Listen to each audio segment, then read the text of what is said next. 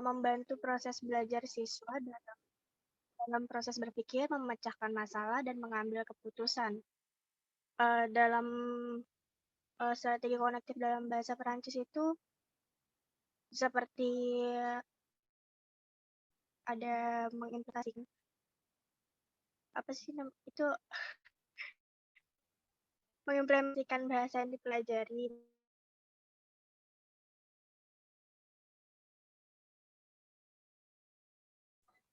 Ya, mengimplementasikan yang dipelajari, kemudian apa lagi? Ada yang bisa menambahkan mungkin yang lain, teman yang lain yang memiliki materi yang sama? Ketika kita berbicara tentang kognitif, berarti kita berbicara tentang proses yang ada di mana? Proses berpikir.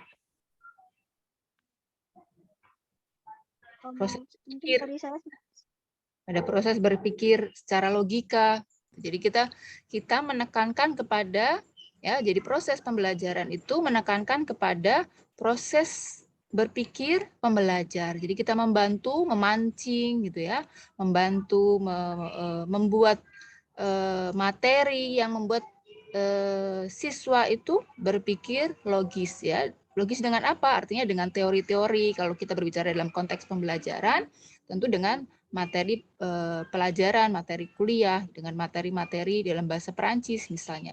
Berpikir apa misalnya? Misalnya menemukan, mengimplementasikan misalnya tadi ya, dari Sarah, mengimplementasikan materi. Misalnya contohnya apa?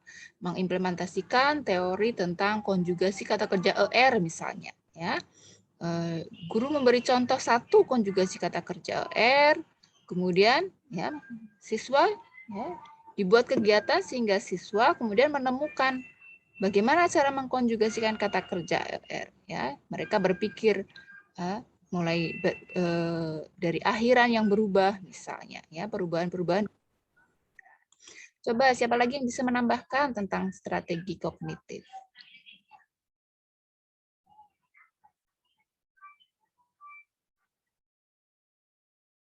Ya, siapa yang memiliki bagian strategi kognitif?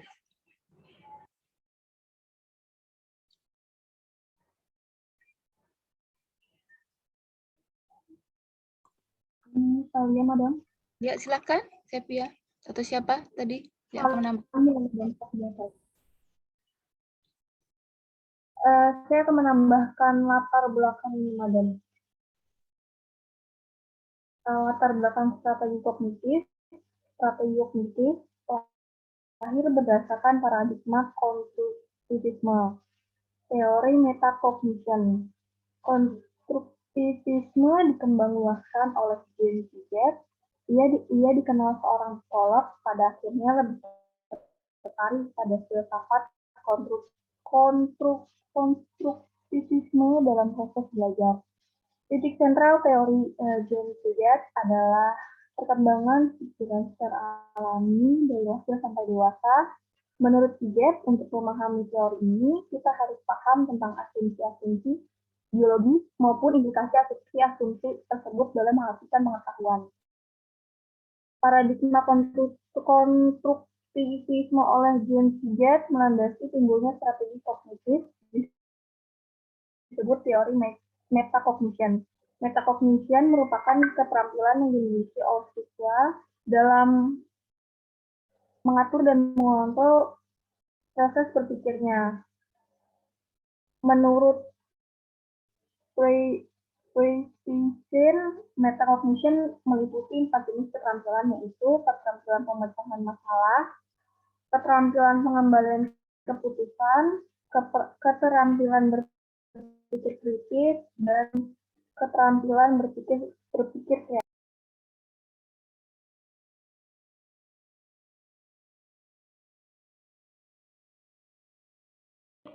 Selanjutnya, yang akan menambahkan teman yang satu grup.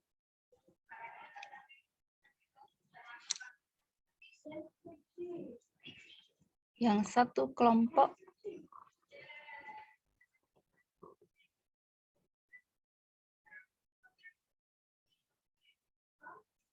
Talia.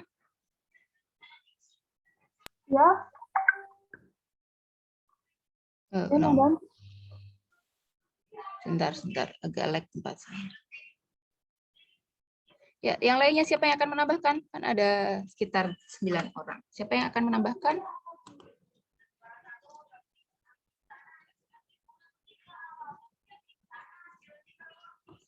Ayu, Madam. Balki, silakan. Siapakah? Ayu, siapa yang akan menambahkan? Ayu, Madam, tentang kelebihan dan kekurangan dari teori belajar kognitif. Silakan. Kelebihan dari teori belajar kognitif adalah yang pertama dapat meningkatkan motivasi, yang kedua dapat meningkatkan kemampuan siswa untuk memecahkan masalah, yang ketiga dapat membantu guru untuk mengenal siswa secara individu sehingga dapat mengembangkan kemampuan siswa, yang keempat dapat melihat tingkat perkembangan kognitif untuk memilih pelajaran yang tepat bagi anak di usia tertentu, yang keempat dapat mempelajari materi pembelajaran yang rumit untuk memecahkan dan untuk menciptakan kreasi atau ide baru. Selanjutnya itu kekurangan dari dengan psikologi belajar daripada teori belajar, sehingga dalam proses belajar menjadi tidak mudah. Yang kedua, teori ini dianggap sulit dipraktekkan secara murni karena seringkali merasa bingung untuk memahami unsur-unsur kognitif menjadi bagian-bagian yang jelas. Yang ketiga, teori ini tidak menyeluruh untuk semua tingkat pendidikan. Yang keempat, teori ini sulit dipraktekkan khususnya di tingkat lanjut. Yang kelima, beberapa dari teori ini sulit dipahami dan pemahamannya masih belum tuntas. Begitu, Madam. Yang lain lagi-lagi yang menambahkan tentang strategi kognitif.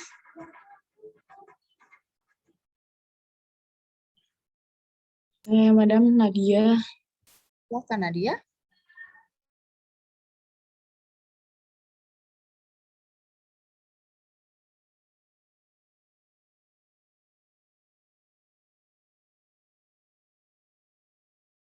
Strategi kognitif dalam belajar dan berpikir merupakan salah satu komponen penting pembangun metakognisi. Sejalan dengan itu, Winkel 1996 menjelaskan bahwa siswa yang pandai menemukan sendiri siasat-siasat belajar seakan-akan belajarnya menjadi lebih baik karena memiliki intelijensi yang baik, padahal hasil yang lebih baik itu bersumber pada cara belajar yang penuh kesadaran sistematis dan penuh refleksi diri.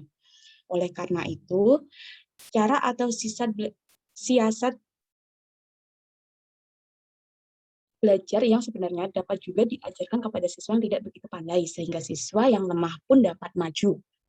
Kesimpulan dari uraian di atas adalah sangatlah bermanfaat mengajarkan strategi kognitif pada siswa. Hal ini didukung dengan apa yang dikemukakan oleh Muhammad Nur 2004 pada tahun 2004 bahwa mengajarkan strategi kognitif dapat membawa ke hasil belajar siswa yang secara nyata. Sudah, Madam. Ada lagi yang lainnya? Jadi menurut kalian strategi kognitif adalah strategi yang mencirikan apa? Apa karakteristik dari strategi kognitif menurut? Mencirikan cara. Ya, Sarah? Mencerminkan?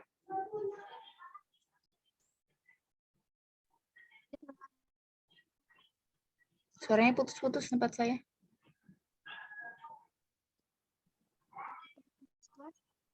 Kelompokan strategi kognitif.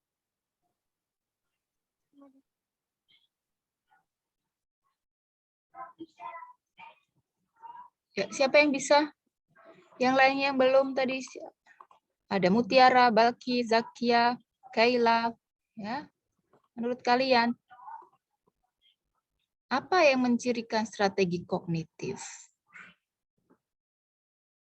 Tadi Sarah salah satu teman menyatakan bahwa ya merupakan turunan dari ya paham konstruktivisme, sehingga strategi kognitif ini ya membantu membangun ya mengkonstruksikan membangun pola berpikir siswa, ya, mengarahkan siswa untuk berpikir, ya, melakukan kegiatan, ya, memberikan rumus-rumus misalnya, untuk kemudian siswa dapat mengkonstruk rumus itu dan menerapkan ke dalam materi-materi yang dia pelajari, ya, mengimplementasikan dalam sebuah kegiatan misalnya. Ya, kalau dalam kebahasaan misalnya tadi mengimplementasikan konjugasi kata kerja, ya, ke dalam kalimat misalnya, ya.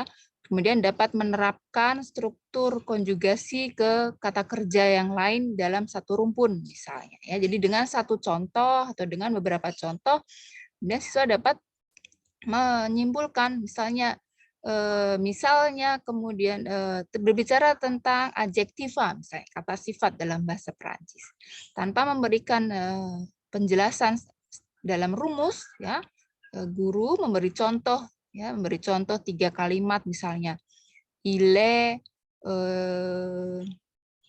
paresseux, misalnya, kemudian kalau perempuan elle est paresseuse. Nah, kemudian guru meminta siswa apa kesimpulan mereka tentang adjektiva yang ada di dalam kalimat tersebut. Ya, dari 2 contoh itu, ya, kata sifat ada paresseux, ada paresseuse. Mereka diminta menganalisis, ya, kalimat itu berdasarkan struktur kalimatnya, ada subjek, ada verbe. Membandingkan 2 kalimat itu, kemudian menyimpulkan. Nah, jadi sini guru mengkonstruk pola berpikir siswa, ya, agar dapat mengkonklusi materi, ya, dari proses berpikir. Karena namanya kognitif berarti kognisi, logis, cara berpikir. Jadi yang dilakukan adalah proses yang dilakukan untuk membantu proses berpikir siswa secara logis, ya, dengan memasukkan teori-teori yang dia pelajari dalam bidang yang dia pelajari. Jadi kalau dalam bahasa Perancis, kemudian kalau kita berbicaranya pada implementasi di keterampilan berbahasa, berarti mengimplementasikan, ya, materi gramatikal ke dalam keterampilan berbicara misalnya, ya. Ketika berbicara tentang konstruk rumus kalimat sujet, predikat diikuti dengan preposisi, maka dia dapat menerapkan dalam berbicara tentang pergi ke suatu tempat, ya, pergi ke suatu tempat, pergi berlibur, ya, menerapkan struktur kalimat subjek, predikat diikuti dengan preposisi atau keterangan, ya, keterangan tempat, keterangan waktu. Jadi guru, ya, memberikan arahan sehingga proses berpikir siswa itu, ya, logis, dapat menyerap teori-teori itu dengan cara berpikir logis. Nah, strategi kognitif ini dapat dilakukan dengan bertahap, ya. Artinya bertahap itu tidak langsung kemudian dalam proses analisis, tapi bisa melihat pada ciri-cirinya dulu misalnya. Jadi kalau berbicara pada proses strategi kognitif, kita dapat memisahkan dari beberapa tingkat. Saya akan membagikan layar tentang strategi kognitif, tahapan-tahapannya.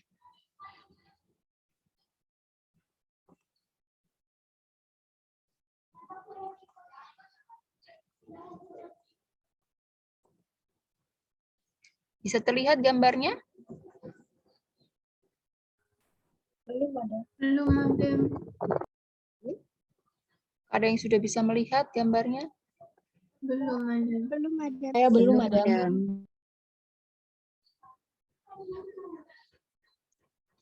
Terlalu besar.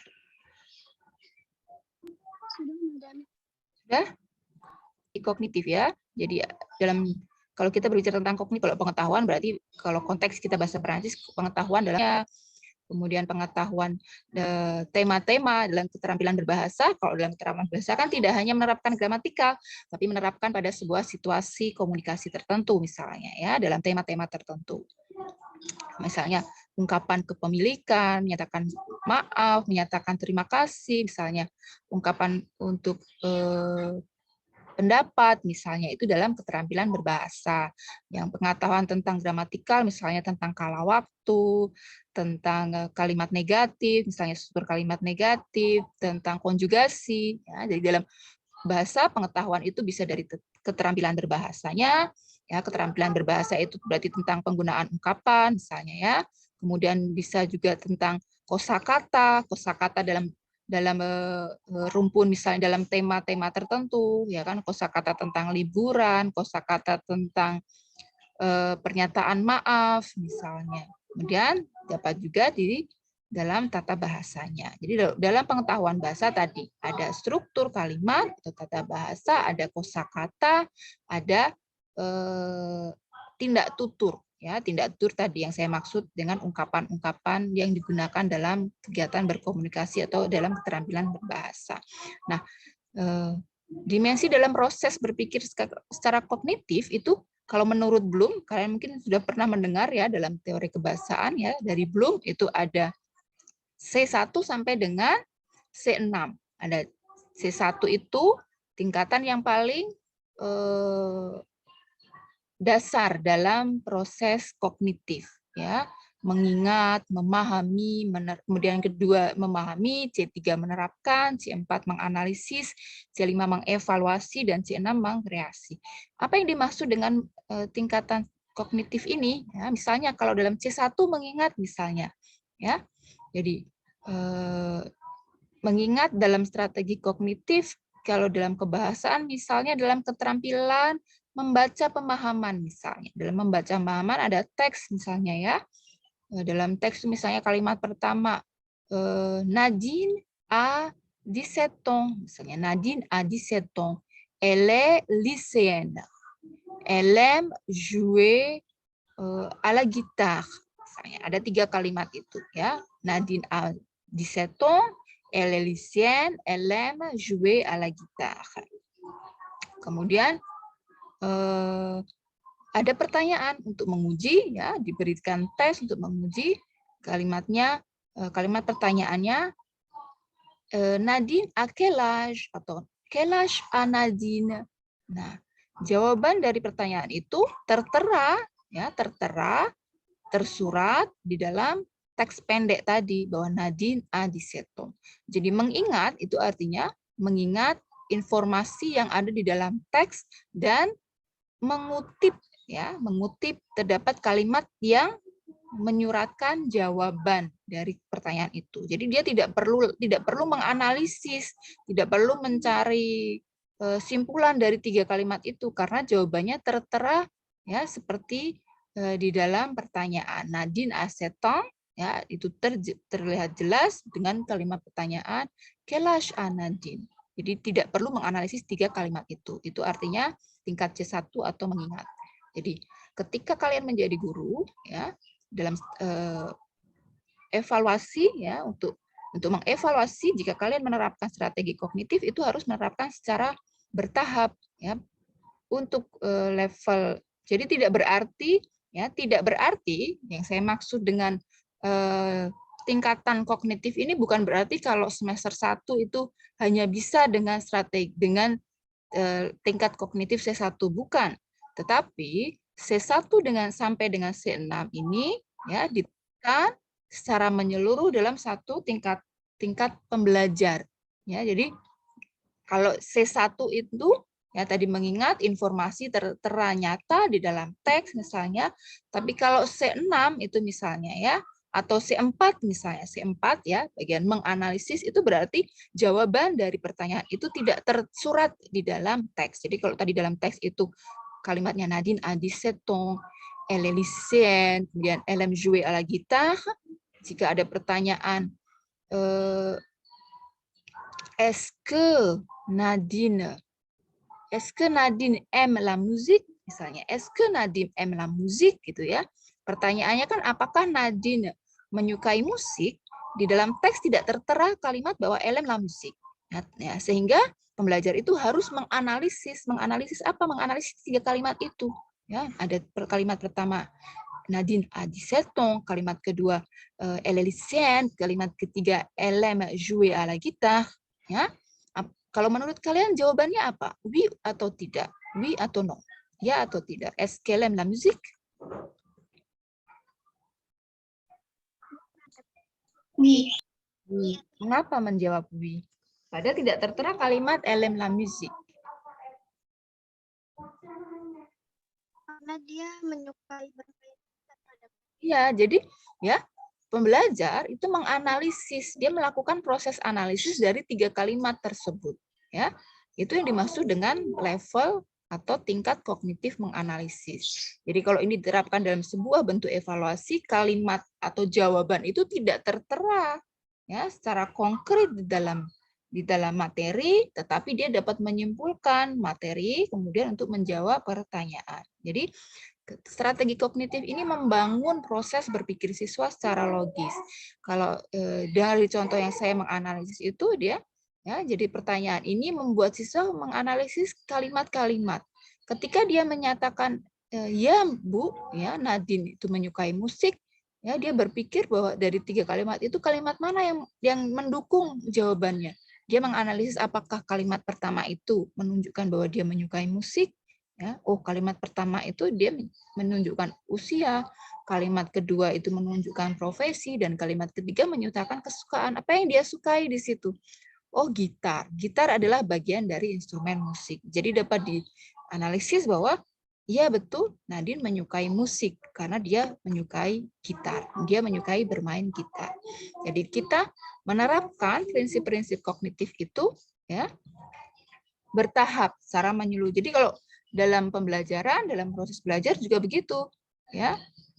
Tidak semuanya mengingat, ya. Kalau terus menerus prosesnya mengingat, ya, proses berpikir siswa tidak akan meningkat, ya. Dia akan hanya mengingat pada materi-materi yang tersurat, ya. Jadi misalnya hanya memberikan materi pembelajaran secara teori, misalnya artinya teori-teori gramatikalnya saja misalnya dalam kebahasaan, ya. Kalau kemudian tidak digunakan di dalam keterampilan bahasa, maka tidak akan meningkat tentang penggunaan keterampilan. Tidak diketahui apakah teori tentang gramatikal itu dia sudah kuasai, misalnya. Apakah dia dapat bersikap dalam situasi komunikasi tertentu, misalnya. Ya, jadi seorang guru yang menerapkan strategi kognitif itu berarti dia harus membangun proses berpikir. Nah, proses berpikir ini dapat dilakukan ya dengan proses kognitif ya C1 sampai dengan C6. Ada mengingat, memahami, ya, menerapkan. Jadi kalau menerapkan berarti kalau tadi sudah bisa konjugasi kata kerja ER, kata kerja parler, kemudian diberi lagi kata kerja demander, ya. Apakah dia bisa menerapkan prinsip konjugasi berakhiran ER ke kata kerja berakhiran ER yang lainnya? Itu menerapkan. Ya, jadi memberi satu contoh, ya, memberikan materi tentang konjugasi ER, memberi satu contoh kata kerja, kemudian menerapkan ke kata kerja dalam rumpun tertentu, itu artinya kita menerapkan, ya, membangun ya proses berpikir tentang konjugasi misalnya, ya. Kemudian tadi menganalisis misalnya dalam bentuk evaluasi, menganalisis bisa, ya. Tadi ya jawaban itu tidak tersurat di dalam teks, dia harus menganalisis kalimat per kalimat dan kemudian menunjukkan ya kalimat mana yang mendukung jawabannya gitu ya. Jadi dalam sebuah strategi kognitif adalah strategi yang membangun proses berpikir siswa secara logis ya, khusus untuk proses berpikir secara logisnya ya. Dia hanya menerapkan teori-teori pembelajaran itu ya agar meningkat intelijensinya ya, dibantu dengan proses mengingat, memahami, menerapkan, menganalisis, mengevaluasi, dan mengkreasi. Kalau sudah dalam tingkat mengkreasi, artinya mereka dapat mereformulasi misalnya dalam kalimat tadi 3 kalimat itu, ya kemudian mereka diminta untuk menceritakan kembali ya teks itu ya secara lisan ya dengan kalimat sendiri ya, atau kemudian meminta siswa ya dengan 3 contoh kalimat tadi diminta untuk menceritakan tentang dirinya sendiri, ya, tentang usianya, tentang profesinya, tentang kesukaannya. Jadi dia sudah bisa mengkreasi mulai dari tadi kalimatnya dari Nadine Adi Setong, dia harus menggunakan je karena menceritakan dirinya sendiri misalnya, atau menggunakan orang ketiga yang lain misalnya, atau menceritakan dia dan teman-temannya. Jadi mengkreasi teks ya dengan mengganti subjeknya, kemudian harus menerapkan konjugasi kata kerja sesuai subjeknya, itu dia pada level tertinggi ya. Nah, ulang ya, tidak berarti C1 itu harus di tingkat pembelajar paling rendah atau pemula, bukan, seluruh dalam semua tingkat. Jadi baik pembelajar pemula maupun pembelajar yang sudah mahir, ya, dilakukanlah proses tingkat kognitif ini, ya, baik dalam proses pembelajaran atau dalam proses evaluasi. Jadi kalau kalian membuat soal juga harus soalnya itu menyeluruh, ada yang soal mengingat, ada yang soal menganalisis, ada yang soal mengkreasi. Tidak semua mengingat, ya. Kalau hanya proses mengingat, dia hanya bisa melihat pada bentuk kalimat di situ saja, dia tidak dapat menganalisis isinya, gitu, ya. Jadi proses kognitif itu proses yang membangun proses berpikirnya. Ya, berikutnya yang metakognitif. Silakan. Masih ya, Madam. Silakan, Pasya. Strategi metakognitif ialah kesadaran tentang apa yang diketahui dan apa yang tidak diketahui. Strategi metakognitif merujuk kepada cara untuk meningkatkan kesadaran mengenai proses berpikir dan pembelajaran yang Pasya tidak membaca. Saya minta untuk memahami, jadi jangan membaca terlalu cepat. Coba pahami. baik, Madam. Metakognitif ialah kesadaran tentang apa yang diketahui dan apa yang tidak diketahui. Strategi metakognitif merujuk kepada cara untuk meningkatkan kesadaran mengenai proses berpikir dan pembelajaran yang berlaku. Apabila kesadaran ini terwujud, seseorang dapat mengawali pikirannya dengan merancang, memantau, dan menilai apa yang dipelajari. Strategi ini dikenali sebagai berpikir tentang pemikiran atau disebut juga dengan thinking about thinking. Udah, Madam. Ya, yang lain, yang satu kelompok. Oh iya, Madam. Di dalam strategi metakognitif sendiri itu terdapat pertama ada tahap perencanaan. Di tahap ini menentukan tujuan jangka pendek dan panjang, Madam. Setelah itu mempelajari sendiri hal atau tema yang tidak sempat dibahas maupun di kelas ataupun di pembelajaran yang sebelumnya. Terus yang tahap kedua dalam strategi metakognitif ini yaitu memberi perhatian. Yaitu memperhatikan semua aspek kebahasaan yang sekiranya terkait yang dapat mendukung pembelajaran, seperti tetap berkonsentrasi sepanjang pelaksanaan suatu tugas pembelajaran. Yang ketiga yaitu pengelolaan diri. Di dalam pengelolaan diri itu maksudnya memahami kondisi-kondisi yang mendukung proses pembelajaran bahasa dan mencari cara untuk menyatukan kondisi tersebut. Yang keempat, pemantauan diri. Di sini maksudnya selalu memverifikasi dan mengoreksi kinerja diri sendiri selama proses pembelajaran. Di dalam pemantauan diri itu juga terdapat berbagai cara, seperti contohnya memeriksa pemahaman lisan atau tertulis. Yang tahap kelima yaitu ada identifikasi masalah. Yang dimaksud di identifikasi masalah yaitu mengenali permasalahan tertentu dalam pembelajaran bahasa yang perlu dipecahkan guna tercapainya tujuan pembelajaran. Yang terakhir yaitu evaluasi diri. Di dalam evaluasi diri ini mengevaluasi kecakapan dalam melaksanakan aktivitas kebahasaan tertentu atau suatu tindak komunikasi tertentu. Jadi saya dapat mengambil kesimpulan dari strategi metakognitif ini, yaitu merujuk kepada cara untuk meningkatkan kesadaran mengenai proses berpikir siswa dalam pembelajaran yang berlaku, sehingga bila kesadaran ini terwujud dalam strategi metakognitif sendiri, maka siswa dapat mengawali pikirannya dengan merancang, memantau, selanjutnya menilai apa yang sudah dipelajarinya. Seperti itu, Madam. Ya, terima kasih Aulia. Yang lainnya, ada yang bisa menambahkan lagi? Nadia. Silakan, Nadia. Bila diartikan secara gamblang itu kognitif itu merupakan suatu teknik tentang ketika kita bisa berpikir tentang merenung, menganalisis, dan memahami cara berpikir, itu kita bisa membuat keputusan yang tepat dan bisa memecahkan masalah secara lebih efektif. Arti lain metakognitif itu seperti seseorang manusia itu bisa mengontrol dan memperhatikan pikirannya. Jadi memikirkan apa yang sedang dipikirkan. Menurut saya metakognitif itu perlu dipelajari. Karena dengan mempelajari metakognitif, nantinya kita itu bisa tahu dengan apa yang kita pikirkan. Jadi apa yang kita tidak ketahui dan apa yang harus dilakukan untuk membuat keputusan itu bisa kita ketahui. Selain itu, seorang siswa itu bisa berpikir apa itu belajar dan bagaimana cara belajar yang baik.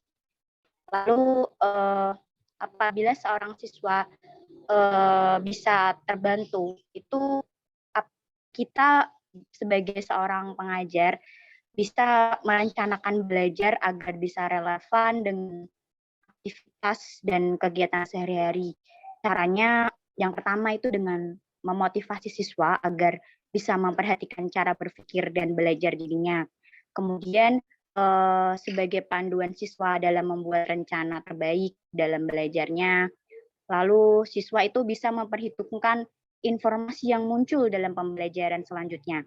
Karena telah membaca dan mempelajari sebelumnya. Jadi sebelum memulai pembelajaran, kita bisa memberitahu kepada siswa untuk membuat siswa itu mau mempelajarinya terlebih dahulu sebelum pembelajaran tersebut dimulai. Kemudian memandu siswa agar terbiasa dalam membuat pertanyaan. Jadi apabila seorang siswa tidak memahami suatu materi, kita membuat siswa itu ingin bertanya gitu. Jadi sesuatu yang mungkin siswa memahami materi itu, siswa itu berani bertanya, berani mengungkapkan pendapatnya, apa yang dia ketahui, apa yang belum diketahui kepada guru atau pengajarnya gitu. Lalu menyampaikan ilmu pengetahuan yang dia miliki itu seberapa dan berpahamnya itu di mana. Jadi kita mengajak siswa untuk berani bertanya gitu. Kemudian memandu siswa dalam pembelajaran agar bisa bersikap baik. Misalnya yang pertama itu mengontrol diri, membangun kontrol diri atau kebiasaan mandirinya.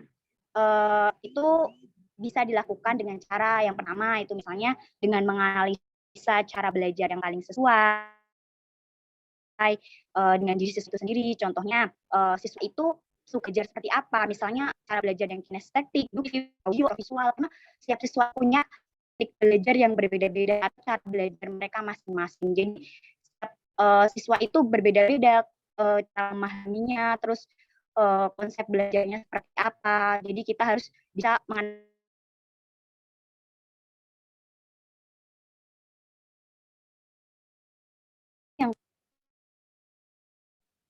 yang kedua itu memperhatikan dan mengembangkan kapabilitas dalam belajar. Contohnya misalnya itu menulis, terus memanajemen waktu, membaca, dan menemukan solusi. Yang ketiga itu menggunakan ruang dan model belajar secara maksimal. Bermacam-macam.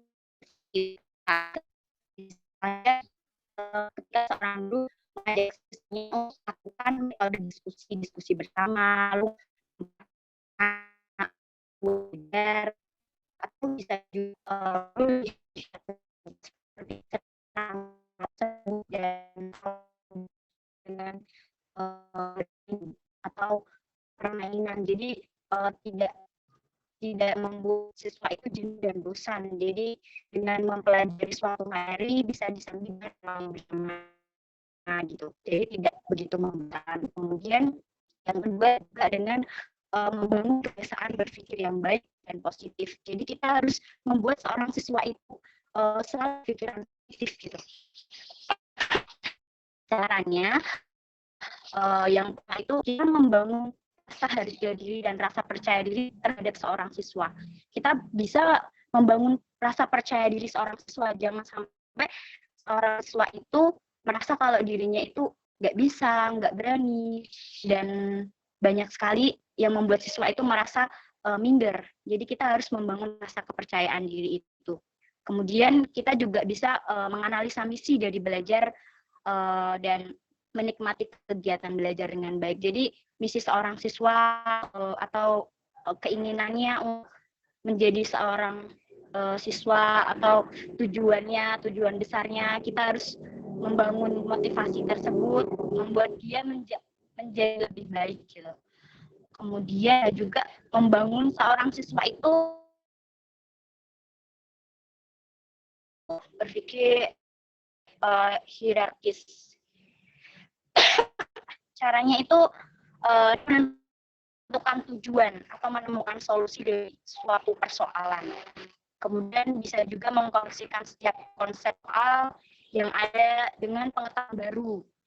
Lalu bisa dengan mengerti prioritas mengenai apa harus dipelajari dulu dan mana yang bisa jadi nanti-nanti gitu. Jadi seperti itulah. Kemudian bisa juga kita sebagai seorang pengajar, kita bisa membangun kebiasaan untuk bertanya terhadap seorang siswa. Jadi kita ingin sekali kan kalau seorang siswa itu kadang susah untuk bertanya, atau mungkin dia memiliki rasa takut untuk bertanya dan malu atau tidak berani. Nah, caranya untuk membangun dengan fakta yang ada. Kita bisa menciptakan motivasi belajar siswa.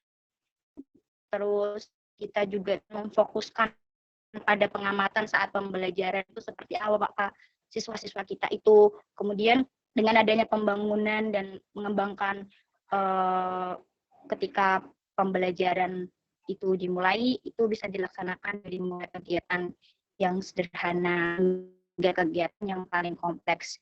Tujuan mengajarkan cara atau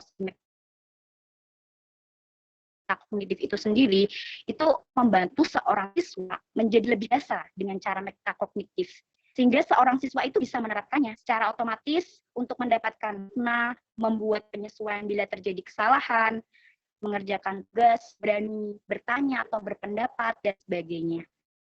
Mungkin dari saya itu saja, Madam. Merci, Madam. Ya, terima kasih Nadia. Ya, Nadia menambahkan banyak sekali ya tentang strategi metakognitif.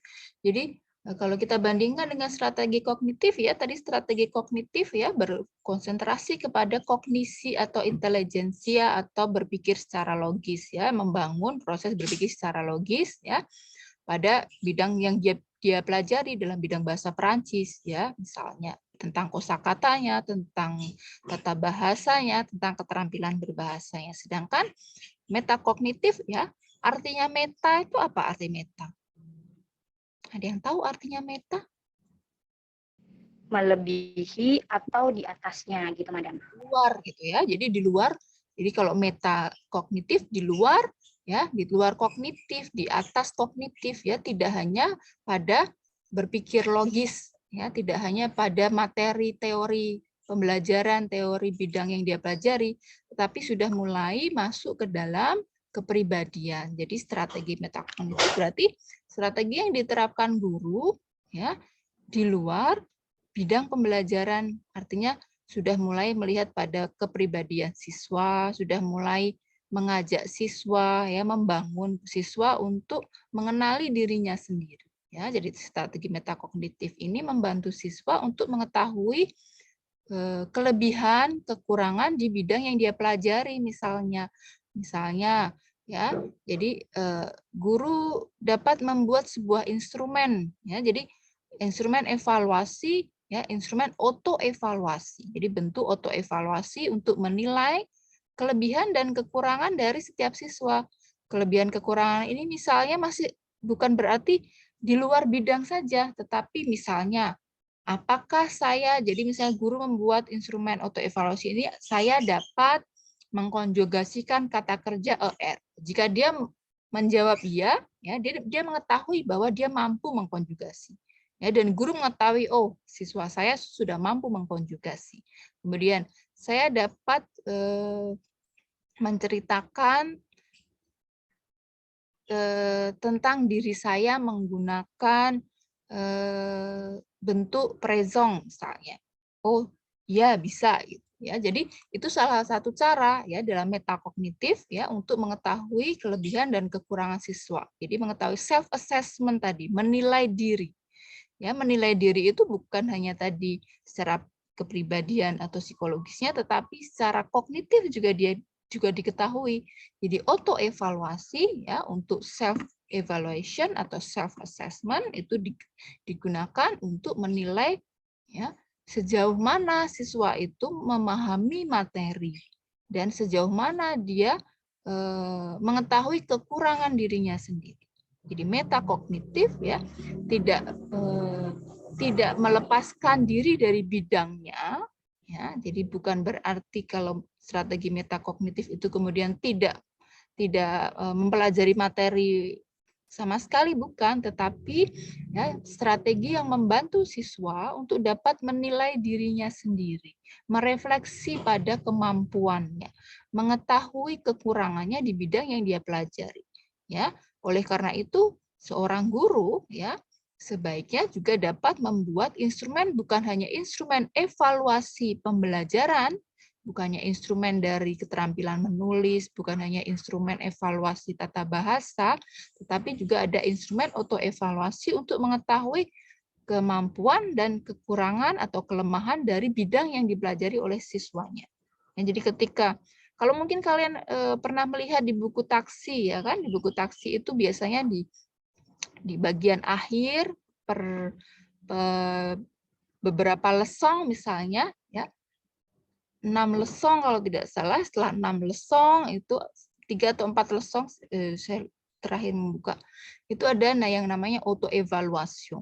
Ya, auto evaluation itu ya termasuk dari bagian strategi metakognitif yang dituangkan dalam bentuk instrumen ya, bentuk instrumen auto evaluasi. Ya, auto itu kan diri sendiri. Ya, evaluasi jadi mengevaluasi dirinya sendiri.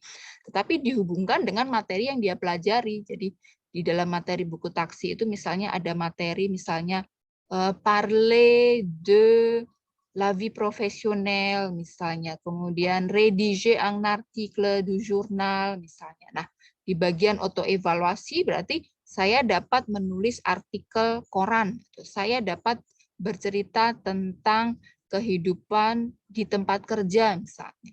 Nah, itu bentuk evaluasi.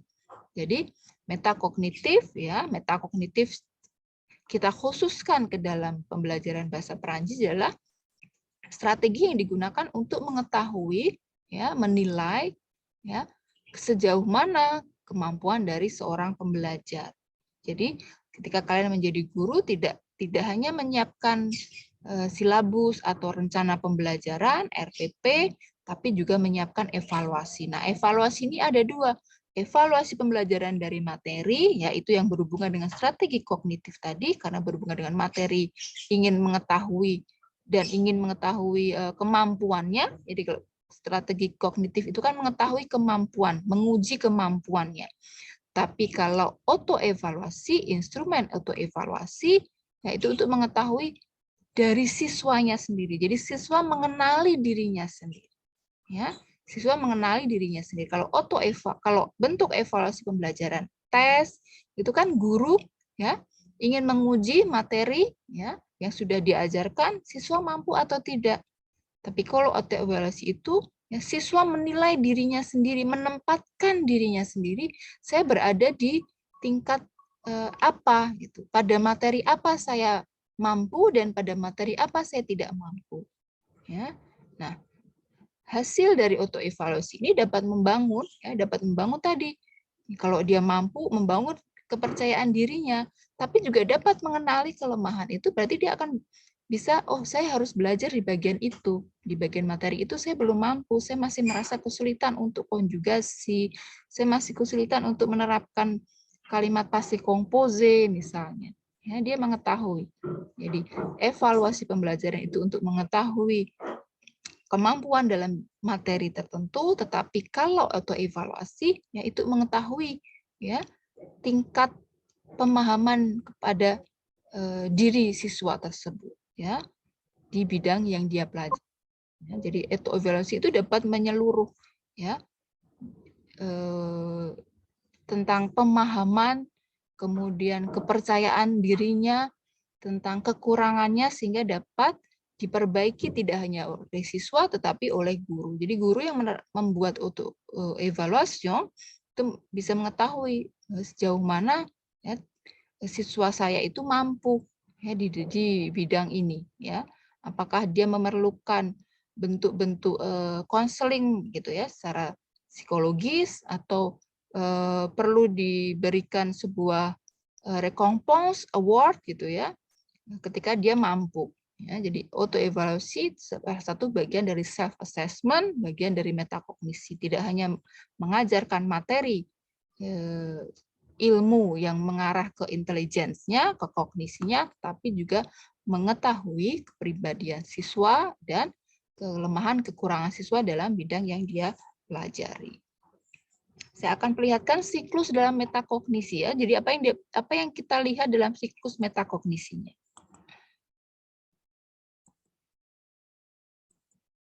Ya, jadi dalam siklus metakognisi ini ya, kita ada sebuah tugas, misalnya guru memberikan sebuah tugas. Nah, dari tugas ini, dari tugas yang diberikan, misalnya ada tugas menulis tentang bercerita kisah di masa lalu misalnya. Temanya tentang raconter du passé, ya, raconter le passé.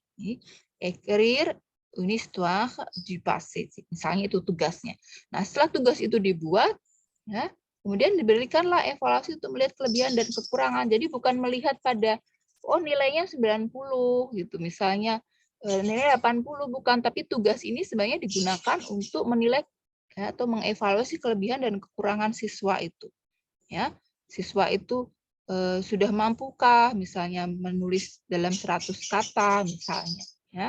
Dan diminta siswa mengenali setelah mengerjakan tugas itu apa yang dia ketahui, apa yang tidak dapat dia tuangkan di dalam cerita itu, apa yang dia mampu, apa yang dia belum mampu ceritakan di dalam kisah masa lalu itu. Secara tata bahasa, apakah dia mengalami kesulitan, dalam ide apakah dia mengalami kesulitan misalnya. Ya, jadi setelah memberikan tugas,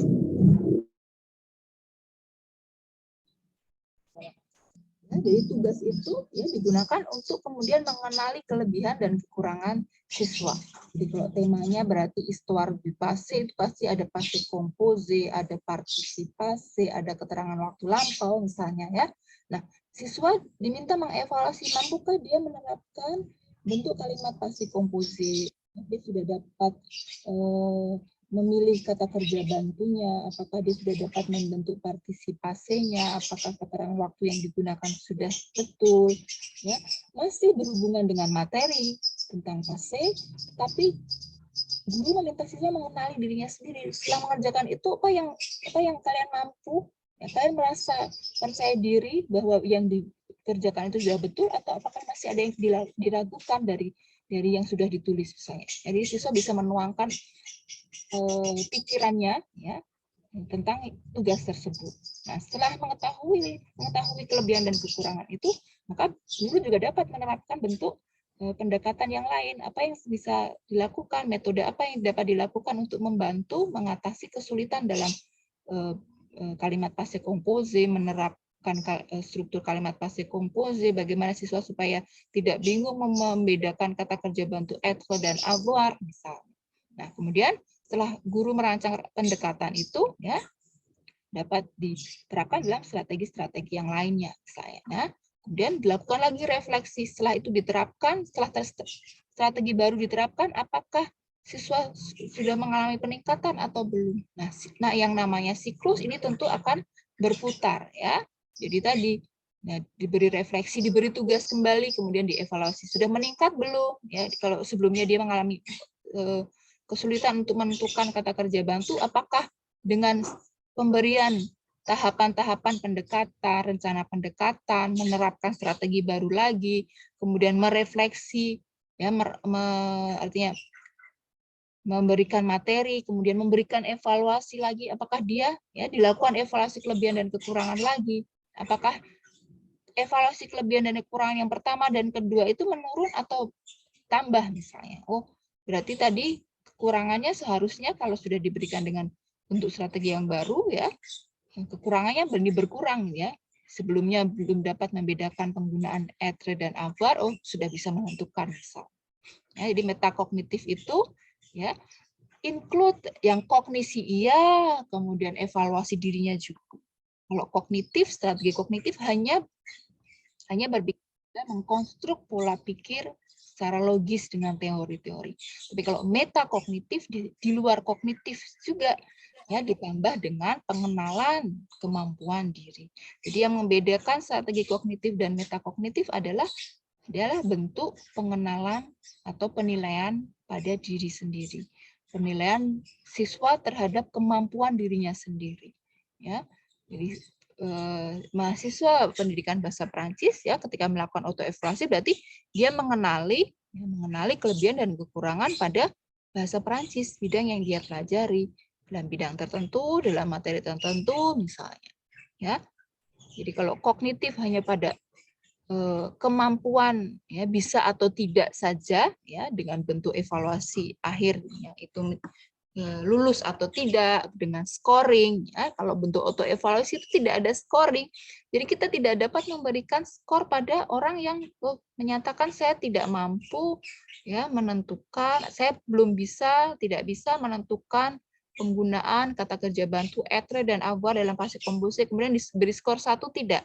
Jadi dalam auto evaluasi, dalam self assessment tidak dapat diberikan scoring. Ya, kita tidak dapat memberikan skor angka. Kita tidak dapat memberikan level 1 untuk yang tidak bisa, kemudian yang paling bisa itu 10, bukan seperti itu.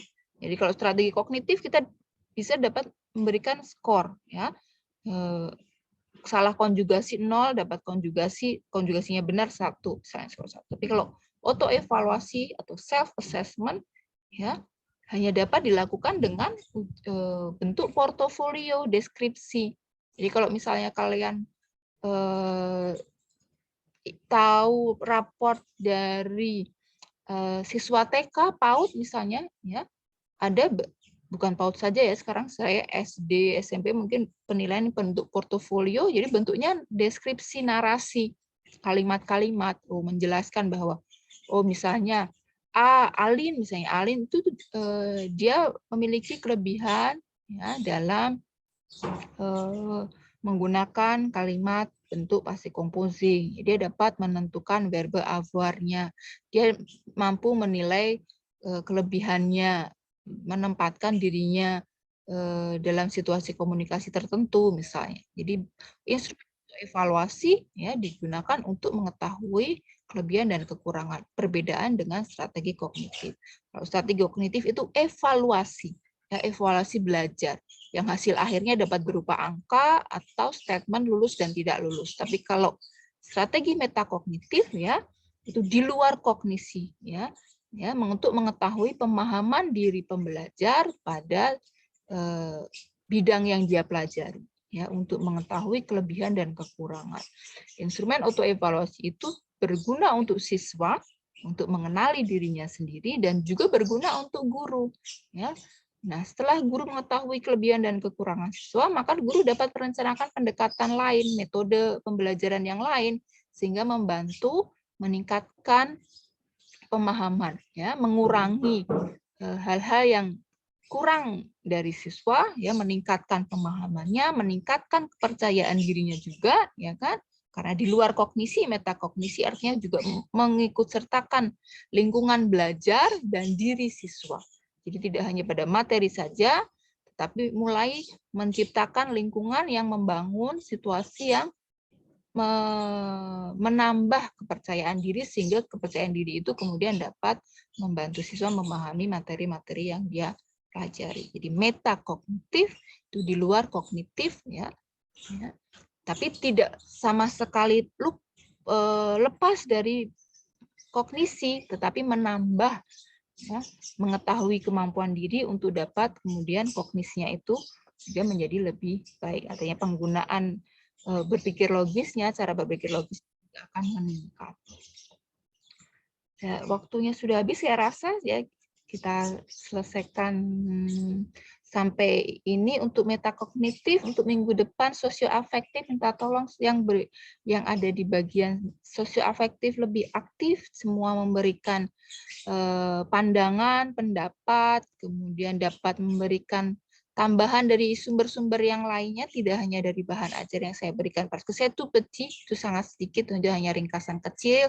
Saya harap kalian dapat membaca dari sumber-sumber yang lain, bisa dari skripsi, tesis, atau hasil-hasil penelitian. Ya, merci pour aujourd'hui. Terima kasih untuk hari ini. Tolong nanti validasi ulang. Kita berjumpa minggu depan dengan materi sosioafektif. Au revoir. Assalamualaikum warahmatullahi wabarakatuh. Waalaikumsalam warahmatullahi wabarakatuh. Terima kasih.